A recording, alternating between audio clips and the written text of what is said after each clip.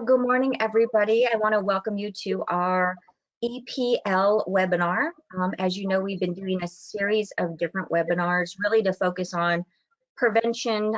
Obviously, right now it's a very difficult time, but we're always wanting to educate and provide resources to all of our clients and all of our prospective clients as well, too.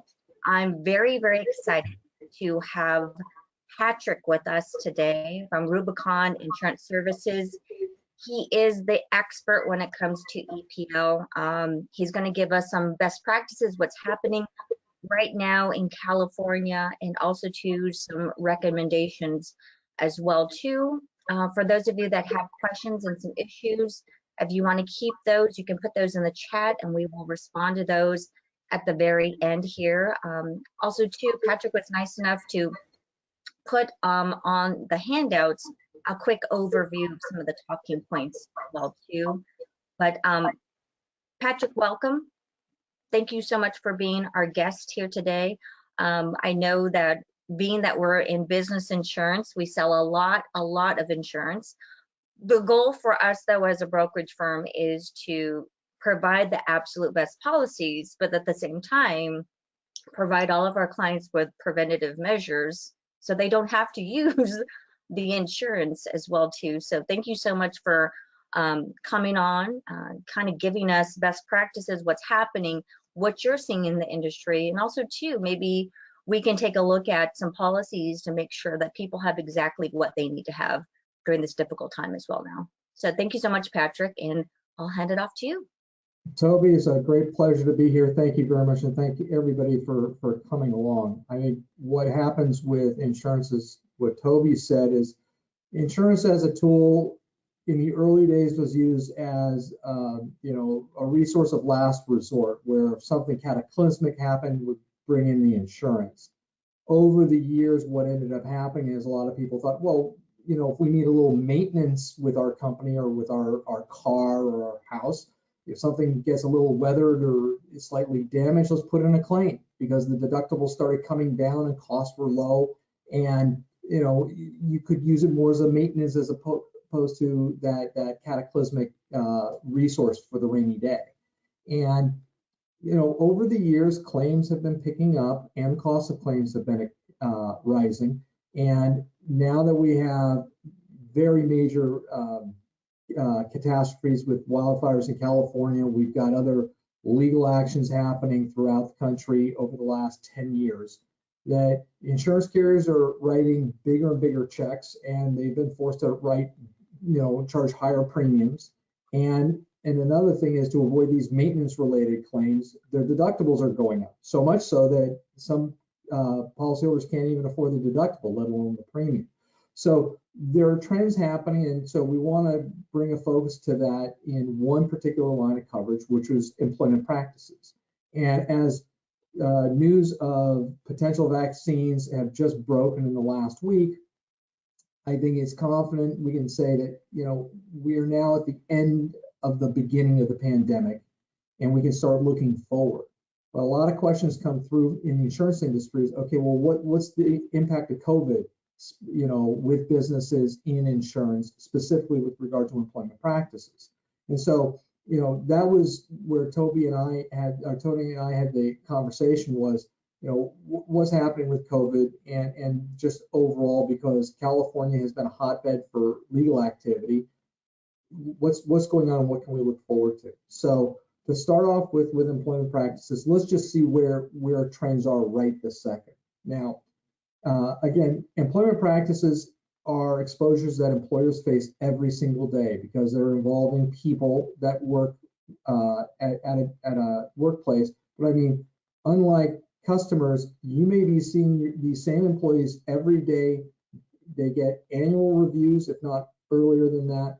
You're constantly hiring people. Sometimes people have problems in the workplace, just family problems, and we can see with COVID just overall stress and tolerance levels are exacerbated now. So you're dealing with this exposure all the time, and so it's unlike other types of exposures in business. This is one that's probably the most pervasive, frequent exposure that employers face. So you got to pay attention to it. And naturally, we're having a lot more incidents happening.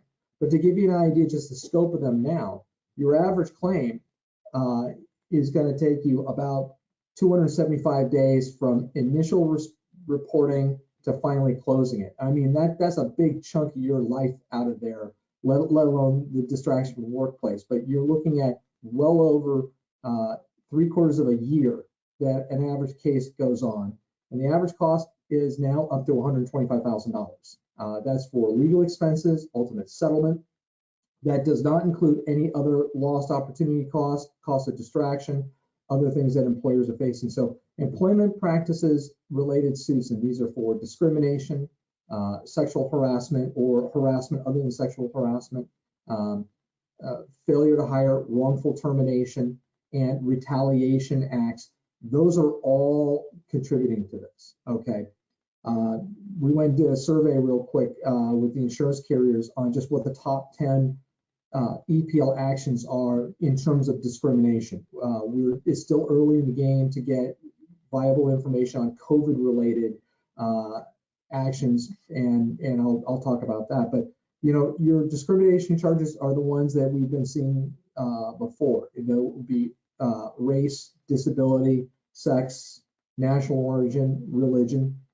You know, one thing that's coming up now is maybe somebody isn't fired, but they're moved to another position or a less favorable work environment, either schedule or what have you. And you'll have people that say, well, you're retaliating against me, you're punishing me. That's retaliation in the notes. There's a lot more of that happening now with the EEOC than even race or gender claims right now. The newest action out there is just a reflection of increased technology and increased sensors and information that we are collecting, and that is genetic information. There are, as we're moving to with technology, biometric type markers and identification means through either the iris or a thumbprint. Those types of issues can bring up privacy issues, and so we're beginning to see some of those coming. That's probably the newest type of case that's action happening right now, are genetic information type claims. Now that's just in the bucket of the discrimination related suits. Far and away, wage and hour allegations of failure by the employer to pay proper overtime, misclassification of employees. Those two, wage and hour and misclassification of employees, where are they independent contractors or are they full-time employees? Those are the areas that have by far the most number of cases being brought, okay? And they're straightforward, they're easy to prove and easy to go after, which is why many insurance carriers have stopped even defending wage and hour related cases. And while they will, the way they address this is if you terminate an employee and they turn around and sue for wrongful termination, and in addition they add an allegation that I worked during my lunchtime or you refused to pay me overtime that I earned, those additional little actions, okay, and complaints within the scope of a wrongful termination overall claim can be addressed and covered by the insurance company, okay? Now, the caveat is that the insurance company will not, they will provide defense costs to help the employer argue against that allegation of unpaid overtime. But if it's determined that, yeah, the employee worked 50 hours of overtime that you miscalculated, the employer is going to have to pay that. The insurance company is not going to pay wages that should have otherwise been paid, okay? But they will at least defend the case. What is happening though is if you just get a pure, and we've had a case once with wage and hour where an employee was terminated, they made a complaint saying my overtime, I worked during my lunchtime and so forth. That was addressed and was defended. However, that terminated employee had two other friends that didn't get terminated. They heard about this and they brought their own individual actions for failure to pay overtime. The same employment practices policy not covered those because pure wage and hour wasn't related to another wrongful employment act. Okay, there are one, maybe two insurance companies that still will provide coverage for that second scenario where it's just a pure wage an hour, no other wrongful act alleged. There are two or three. Again, all they are going to offer is the cost to legally defend the employer in the action. They will not pay if it's determined that wages should have been otherwise paid. So those are a couple things out there. Employment practices is also impacting mergers and acquisitions.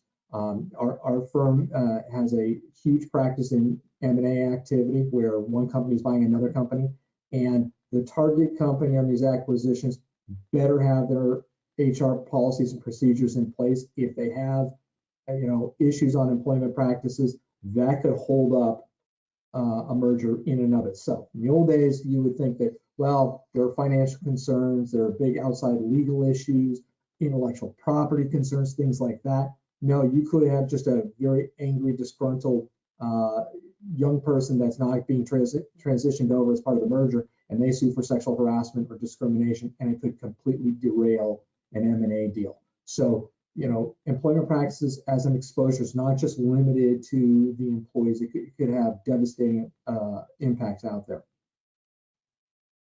Now,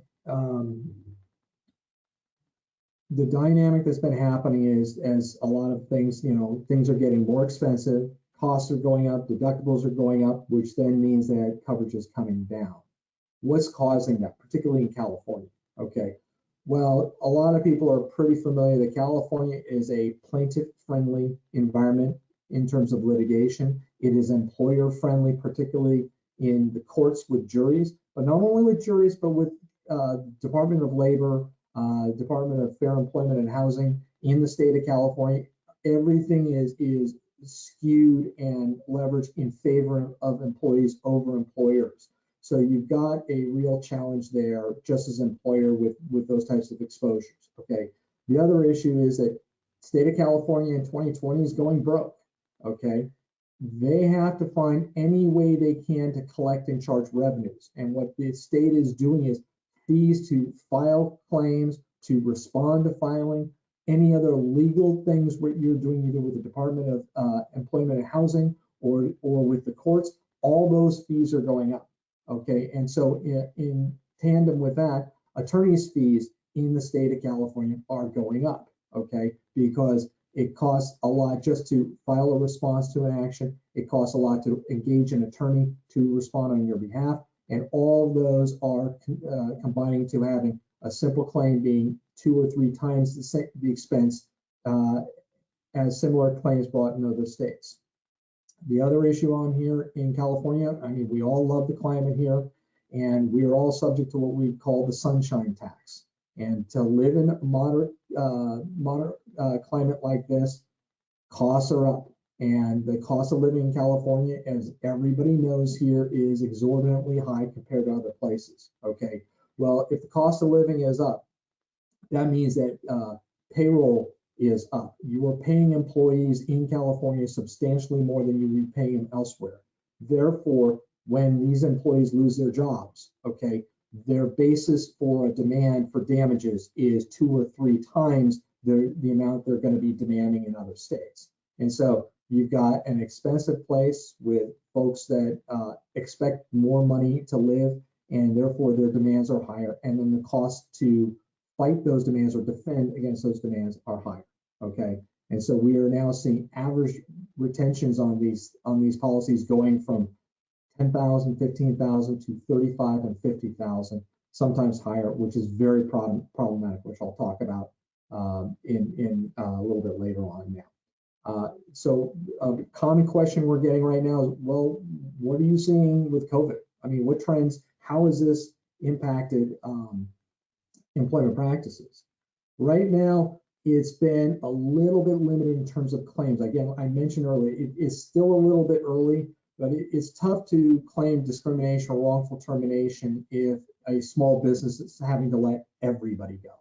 Okay, so there hasn't been right now preliminarily an uptick in the number of claims or the types of demands as related to COVID. Okay, Where we're seeing an impact for COVID is in the underwriting side. Okay, so what in the old days, you go fill out your employment practices application and send it in, you get your quote. There are additional questions that are now coming in. Okay, and these include, are you anticipating any layoffs? You know, as related to COVID, you know, do you know about anything like that? If you do, report it to them, and they're going to see what kind of thing can be worked out, because that's a known event, and underwriters want to deal with known events before they have to cover them. The other area that employers are going to have to show is financial sustainability, because in the past, employment practices didn't really require an employer to provide financial statements. That is now a new requirement that we're seeing, and it's very simply because in the wake of COVID, with a lot of business closures out there, even though we haven't seen a spike in claims, underwriters are concerned that, well, if a company is not financially viable, are they actually going to make it through the policy term? I mean, can they pay the premium? More importantly, if they do have a claim, can they even afford the deductible? And that's become a real problem, which brings me to the next thing. And, you know, when we've got these, we got that slide there, Toni, so we can go to the next answer. So, you know, so we've got all these costs coming in when the claims are going up and premiums are going up, but premiums still aren't necessarily keeping pace with the claims. And so, you know, these defense costs are coming up. You know, what's happening? Why is that happening? And there are a couple of dynamics here. One of the things you have to look at is you have to look at how cases are tried and how you know, complaints are handled on the legal side, and compare it to other things. And so, in talking with the employment practices insurers and the claims folks over there, you know, when we ask them what's going on these claims, real simple basic thing that people don't realize is that cases are really tough to get dismissed. Okay. And the reason for that is, if you bring an employment practices thing, it's a matter of fact. And let me compare it to other cases or other complaints that are brought, because this is, you know, top of mind right now. Is, let's compare this to the allegations of voter fraud in the election. Okay. There are complaints or allegations of voter fraud, and they're being presented to judges, and judges are turning around, and a lot of them are being dismissed because the judge says, do you have evidence? What is the fact that you have that there's a matter of fact that fraud occurred? Show me where that is. Okay, that's a high bar to set, and it's causing a lot of these actions to get delayed or completely dismissed outright. Well, with employment practices, if somebody has been fired, that's a fact. Okay, all they have to do is point to, on, you know, November 1st, I was let go, and that is a state of fact. You can't immediately dismiss it. Now, they will argue, well, I was discriminated against. That's what caused my termination. They were profiling me. They were, you know, committing, you know, retaliation against me. That's why. Well, the fact is, you got that employee got fired, and you can't get around that. So then the case can't get dismissed, means it's going to go on, meaning now the meter on defense costs and expenses and court fees starts moving. So that's one of the dynamics there. The track record right now in LA County, which is probably the most surcharged region in the country, even more than New York, by employment practices, is that 98% of the cases in LA County get settled. Okay, they don't go to trial. Okay, there's no way an insurance company wants to risk that. I mentioned earlier that you have both the environment in California is very employer friendly out in the public. It is also very employee friendly in terms of the regulators and the government departments and so forth. And so when you've got those elements going against you, you really don't want to put a question or a lawsuit, you know, in the hands of a voter where it's not even as lucky as 50-50 with flipping a coin. Okay, and so we're seeing, you know, that impact happening more and more as settlements rather than when that happens. Now, here's where the problem comes in. Is you want to go ahead, you've got a case, let's settle it, let's pay them $100,000, let's get out of this. Okay, here's the problem that's happening, is that while the insurance company can cover their part of the loss, okay, and they're ready to cut the check, policyholder can't. They can't cover the deductible. And that's a real problem, because then the insurance company, if it's a $100,000 settlement or overall cost, and there's a $50,000 deductible, the insurance company is only going to be cutting a $50,000 check. That means the plaintiff is going to be coming after the employer personally, and that's a real danger. And so the concern is that employers are saying, look, I can't afford the premium. Let's raise the deductible. If we can't get the premium down a little bit, let's do that. Well, that's going to be a little bit counterproductive if you can't withstand the retention. There are very rare cases, I mean almost no cases, where the insurance carrier is going to sit there and say, well, we paid half. I know you can't pay half. Why don't we cover some of that for you? That very, very rare. Do not count on that happening. And so as options come in for coverage and so forth, keep in mind that, you've got sizable retentions that are, again, we're averaging $35,000 to $50,000 in your average EPL retention now. This is probably no better time to emphasize any kind of preventative, proactive work with HR consultants, which Toni can talk about, and other attorneys, not the insurance company attorneys, but HR and labor attorneys, to come in and just get you set up and prevent these things from happening. Because if you spend $10,000 to $15,000 over the course of a year for preventative measures, that's going to save you at least $20,000 plus if an incident happens with a claim and you got to pay a retention. So we've got these situations happening. Well, what are the insurance companies doing about this? Okay, and what they're doing is they're being very proactive, and they're taking charge in claims. Now let's go over a couple things. First of all, and this is common sense, but you'd be shocked how many times there are employers that try to take care of these situations themselves or handle it in-house, only for it to blow up.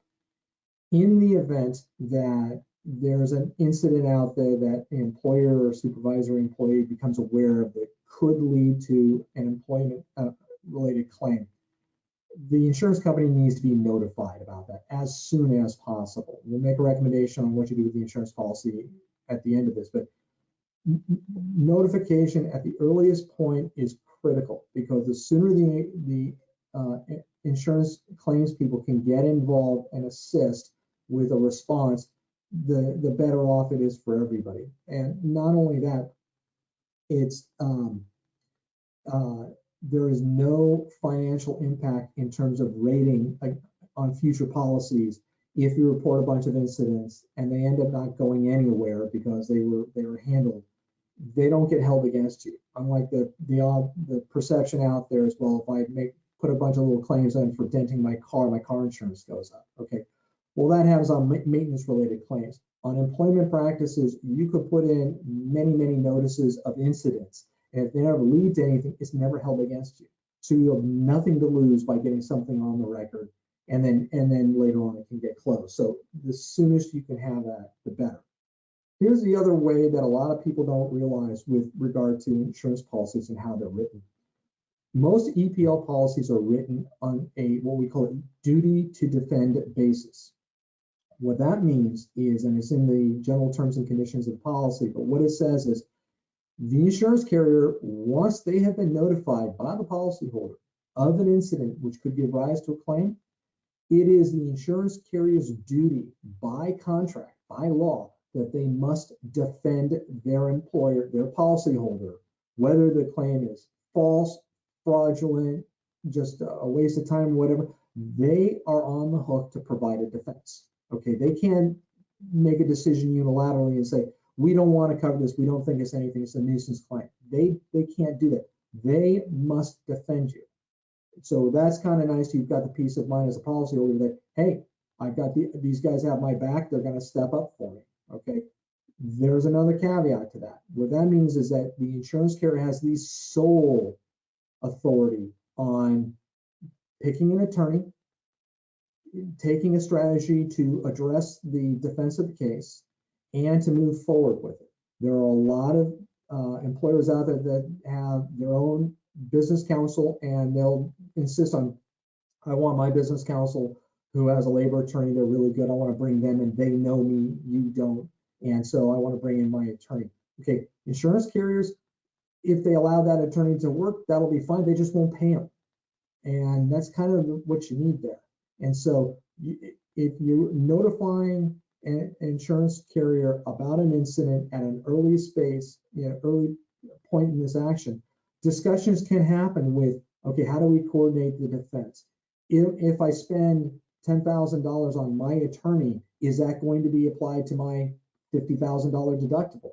In a lot of cases, it's not. And so it's essential that you get on the same page with the defense counsel at the insurance company.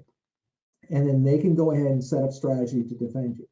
And I really want to stress this. If there's one thing I want to stress is that the claims people at the insurance carriers, okay, and the attorneys that they assign, their objective right now is they are not here to save money for the insurance company.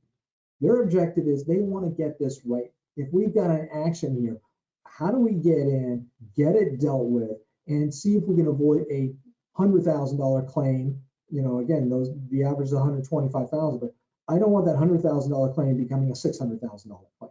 And if we can find a way to get a resolution sooner rather than later, all the better. And that's what they do, because they really want to get it right. They want the employer, the policyholder, that's their client. They want them to be able to move on with their life, move on with their venture, unencumbered by these things hanging out. So it's one of those issues.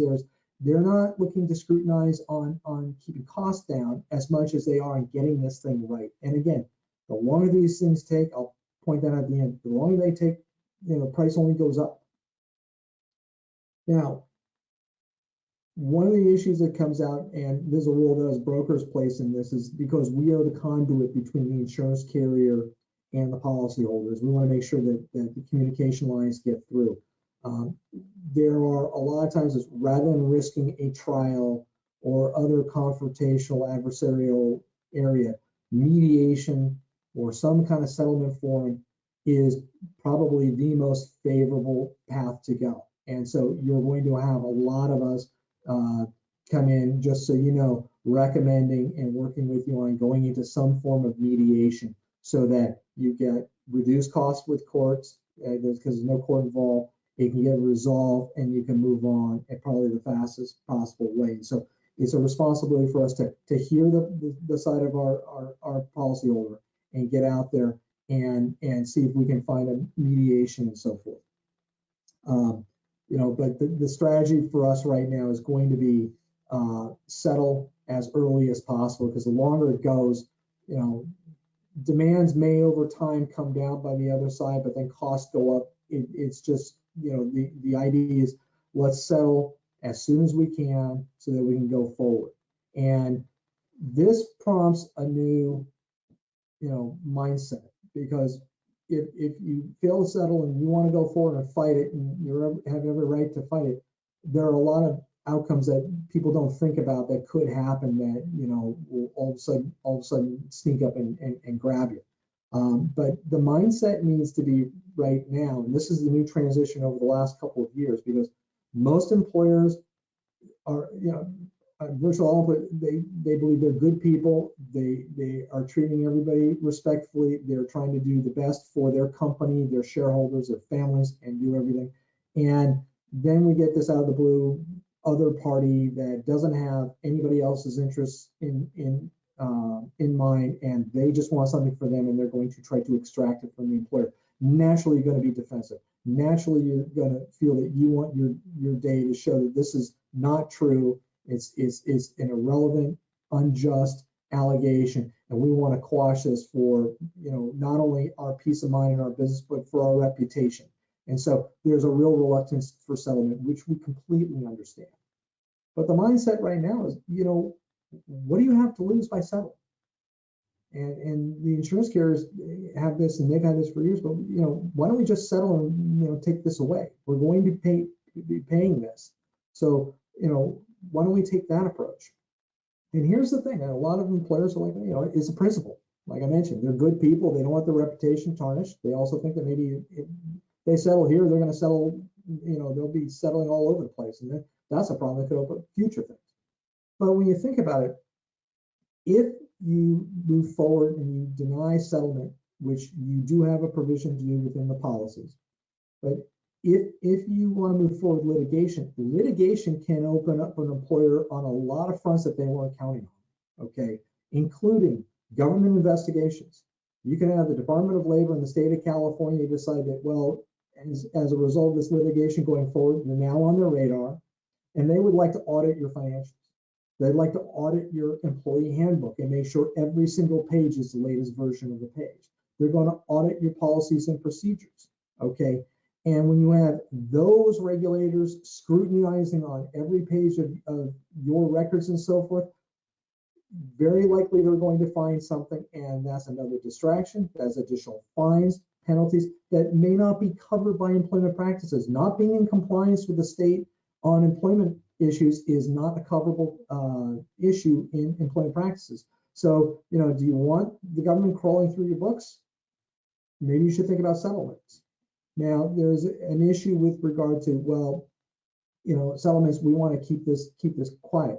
Well, it's a very common clause with most every settlement, and if it's a settlement under insurance, they will 100% of the time insist on a confidentiality agreement. Okay, so you don't want news getting out about your firm. You don't want bad PR. If you get into a settlement, the other party by law has to keep it confidential, and you can keep it confidential as well. That gives you the ability to then get this issue closed, settled, and out, and without fear of damage to reputation. Being human beings, yes, there are people that may not go along with the settlement agreement, or through the chatter within a firm, within the ranks of the employees, they'll hear about, obviously something was settled and so forth. Okay, that may get out if somebody is going out there and going on social media and saying, I just stuck it to the man. Obviously, there are going to be consequences for that individual. So you've got some protection there. But the concern on, well, if I settle, everybody else is going to hear about it within the team, and it's going to get out and it's going to be bad. Well, you know what? If you go forward with litigation, those other employees are almost certainly going to be deposed by the plaintiff attorney. And so whatever they may or may not know, they're now going to be witnesses, and they will be even more informed on what's going on. So that's just a whole nother residual effect if you go forward with litigation. And so, you don't need any more witnesses for the other side potentially coming against you. So again, that's why settlement is there. And so the way, these have led to is just this reality that, time is money, and the longer a claim goes on, there's only one way the expenses are going to go. They're going to go up. I would say that a bulk of that average $125,000 cost, a bulk of that is to pay the legal expenses of the plaintiff. Plaintiff attorneys will get paid on their deals because the employer or the insurance company, as part of the settlement, will cover their fees. And so the longer they're working, the more their fees go up. Naturally, that's going to happen. So I would, in summary, just say it's not a great situation, but we have a robust economy. There are people that really want to work. There are people that are, engaged, and employers in California are far more sensitive to the needs, both emotional and financial, and a lot of other things for employees. I mean, California employers are unique in that they are very aware, very savvy on things to make sure that their employees are happy and engaged for the long time. I mean, there are exceptions to everything, but I think that those are out there. So we can see a robust economy coming back to California with a lot of employees. So employment practices is a coverage that's going to be around for a long time, and it's going to constantly be needed because there are situations where it will come up. We're hoping to limit those. So to get proactive and work on the HR policies and procedures, communication with employees to avoid these situations. is really the way to go. I'll ask Toni to chime in on the HR policies and procedures, but I would say bottom line, with COVID, we haven't seen the big spike in claims. It's just the same old stuff. It's just the way you address them now. Settle as soon as possible, and you move on from there. If there were some recommendations, I see we've got a slide there on recommendations. Okay, well, what do we do now? We've got a policy. First question is, if you don't have a policy, run, don't walk, and get one. Please. Okay. Please. If you go through your PEO or your TriNet or ADP or something, and you have some coverage there, that's better than nothing. I would sincerely consider maybe getting a look at a quote just to see what the option is there, because there are some real tangible benefits to having a separate policy. But it's something I would always say something's always better than nothing. I would say if you do have an EPL policy, the way you understand it, take a quick look at it and make sure that first of all that it's current. There's, unlike auto insurance and other personal lines, these don't renew automatically, and we have had very sad cases where they thought the policy had renewed and they confused it with their workers' comp, and they went without insurance for 6 months, and then they had an employee termination, and it was really sad. And we had heartbreaking news for that employer. So check the dates. I mean, it's basic, but check the dates. The other thing you really should do is, and it should be easy to find with all the mouse print there, but it should be easy to find. In the event of a claim, there's called a notification provision. Okay, that if there's a claim, there's a phone number and an email address. Get to the insurance company immediately. Okay, and you can copy your broker. Helpful to do that, but I would state that it's probably in your interest to notify your broker and the insurance carrier at the same time. There are some people that rely on the broker. They just send a notice to the broker, and the broker has to do it. That's a delay. Send it to both of them, okay? And then get those two items, and then from there you can always put a call over to your broker, and their job is to walk you through and point things out. But those are the main things there. Just keep an eye on the dates and keep an eye on the amount of coverage. And in the case of emergency, you break glass. Know where that part is in the policy so you're ready to go. Toni, I'll turn it over to you for the other items. Thank you. So, what we're seeing right now too is obviously we're anticipating the market to get a little hard, whether it be health insurance, workers' comp, EPL, cyber, property. COVID has impacted, the fires have impacted not only businesses, but risk in general. And so we're really trying to promote prevention. We really want our client base and businesses that we work with to have preferred risk, right, Patrick? So if we're going out to the market and everything, but what are some of the things that I see from a prevention side and also from a underwriting as well too? Why are you preferred? At the end of the day, how can I brag about you so we can get lower premiums?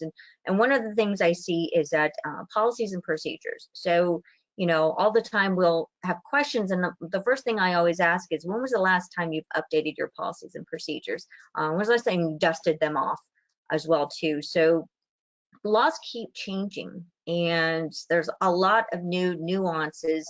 So make sure, I would just say, your platform is compliant and up to date, and you're having everybody sign it, and your training managers as well too. What I tend to see sometimes, Patrick, with claims is there's always some sort of trail of tears, and then a claim pops up.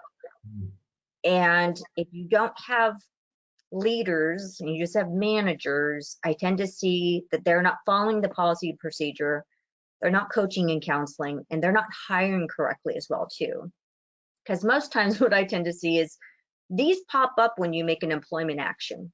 You fire people, right? You put them on leave improperly, you furlough them, or you impact their employment.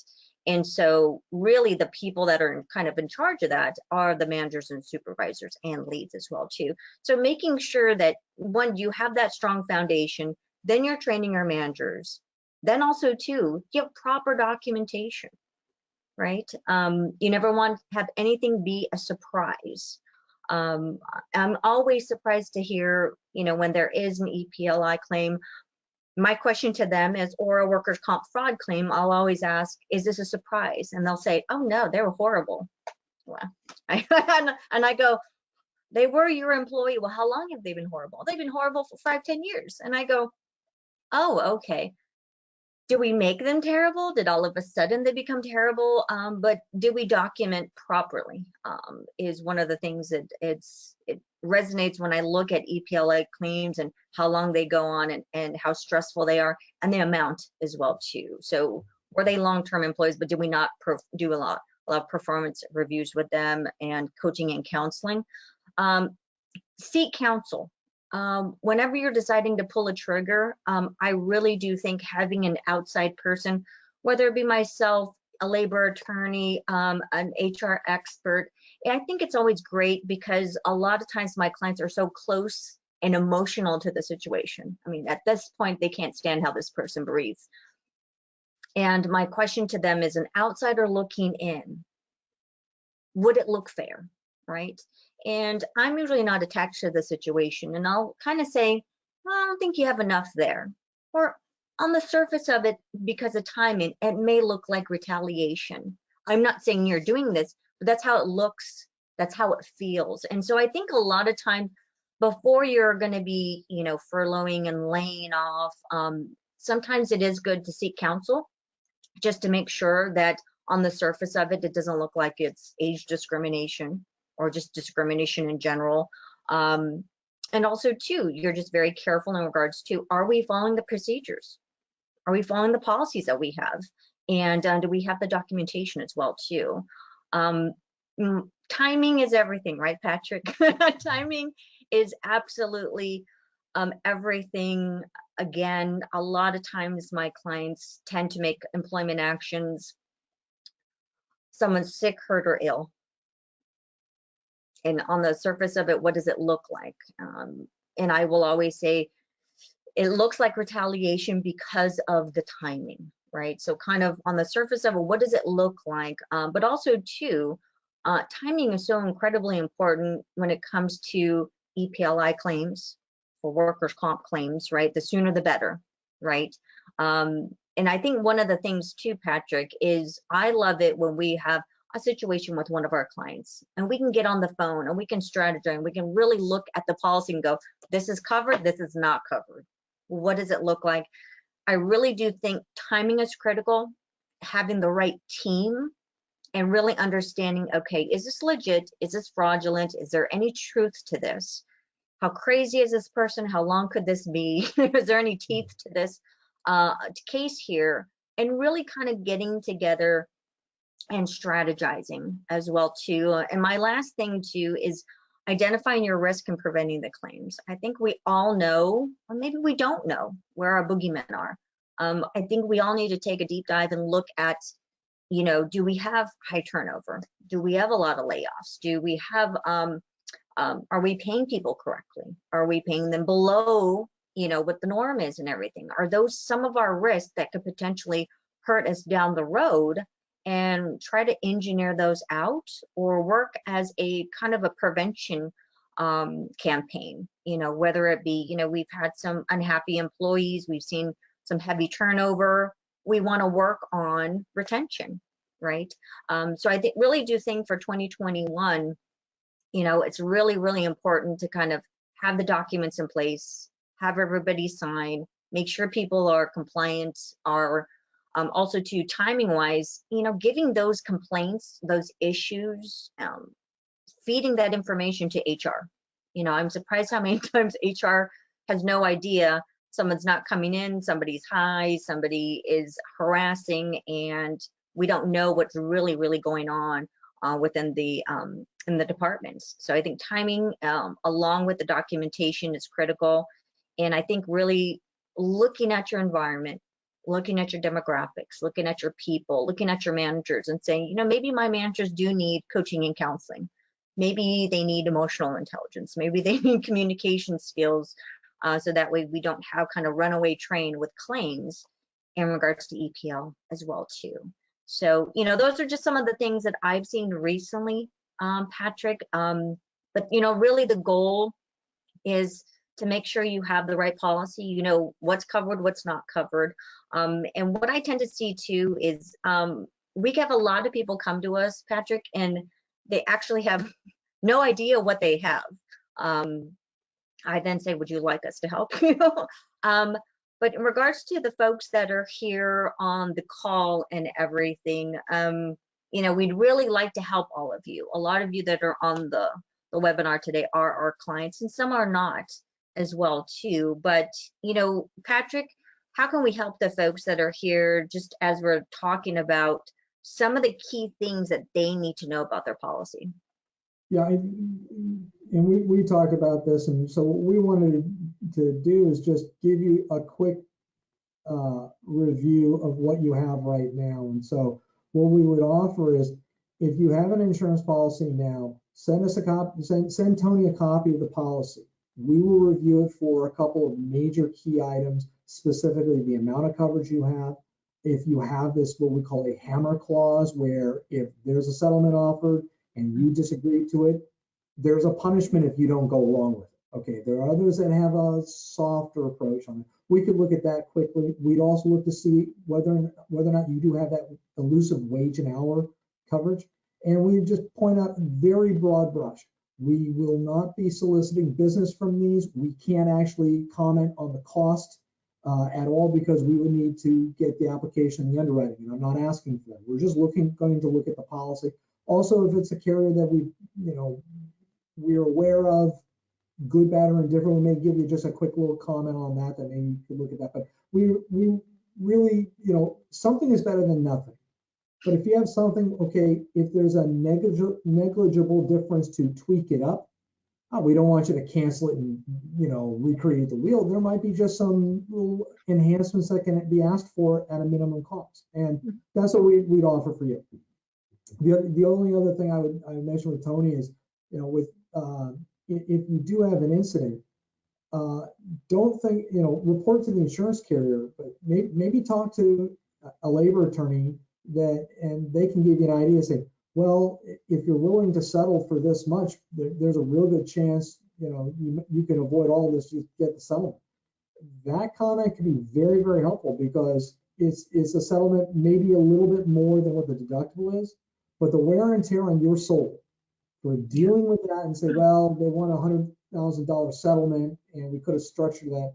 No, I'd rather let it become a claim. I'm just out $35,000 for the retention. It's not that simple. And so there are issues that can be taken care of on that. So again, it's one of those that they're fluid. We can work with you, but this is the new mindset out there. Fantastic. Patrick, thank you so much. I'll be sending out your contact information to everybody. Thank you so much for being on this webinar. We have absolutely no questions. You did a phenomenal job of just educating everybody. I wanted to thank you personally. They have no problems. They have no employees. There you go. One of the things that I love about our partnership is you're an expert in the arena of EPL. And also when we do have a client that has a claim, the partnership, the education, the let us strategize here has just been huge, beneficial. Obviously people have coverage, but it's really when there's a claim is really when you jump into action. And so for all of us at S&K, I wanted to thank you for being such a great partner as well too. Again, Patrick, you need to know if there's wage and hour. If you're one of those dinosaurs and you have an actual, but what does that look like? Hammer clauses, it depends in addition to your limits. What are your limits as well too? And those are all things that you want to know, like the back of your hand, before you have a claim. So if you have to go to the owner or the board, you can say, no problem, we've got coverage and here's what it looks like. You never want to be caught with a claim and going, oh, I wish we could have made some of those changes. Unfortunately, your hands are tied at that point. So thank you all so much for being on our webinar. Patrick, thank you so much again. Amazing partner, but you're able to walk us through, help our clients, and also to prevent, prepare, and if there is a claim, try to close it as soon as possible as well too. So for all of you that are on the webinar, thank you so much for attending. We hope you found it beneficial. Please send over your policy. We want to just kind of give you a quick overview of it so you have kind of a good feeling as far as what you have, and to make sure you have what you need as well too. So thank you so much. I appreciate your time. I look forward to speaking and talking with everybody very, very soon, and making sure we're protecting you, not just at your renewal, but the entire year. We'll talk to you soon. Bye-bye. There you go. Thank you very much. Thank you. Bye-bye.